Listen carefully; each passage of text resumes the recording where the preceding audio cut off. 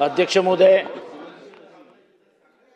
यामध्ये उत्तरामध्येच सांगितलं आहे की पोलीस आयुक्तांनी पत्र पाठवून सदरच्या चौकशा लावलेल्या आहेत. म्हणजे प्राथमिक हे पुराव्यानिशी सिद्ध होतं की त्यात तथ्य आहे. सदरच्या चौकशांमध्ये झालं काय? आपल्याला काही त्यांनी कळवलं की चौकशांमध्ये काय निष्पन्न झालं? पण सर्रास सुरक्षा रक्षकांच्या माध्यमातून लुटालूट चालू असते. 1,500, 2,000, 10,000, 8,000 असा पगार देऊन सुरक्षा रक्षकांना नोकऱ्या द्यायच्या, अधिकचा पगार घ्यायचा, तो स्वतःच्या खिशात टाकायचे.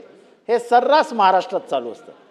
यावरती प्रतिबंध लावण्यासाठी आपण काही उपाययोजना करणार आहात का?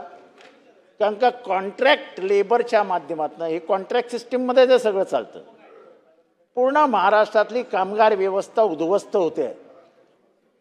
कॉन्ट्रॅक्ट लेबर स्वस्तात पडतं आणि त्याच्यामुळेच ना ह्या प्रथेला अधिकचा जोर मिळतोय. तो हे सगळं प्रकरण दिसायला सोपं आहे. सुरक्षा रक्षक म्हणजे आपल्या दृष्टीने क्षुल्लक बाब आहे. सो सर्वसामान्यांची घरं चालवण्यासाठी हा आता चांगला रोजगार आहे.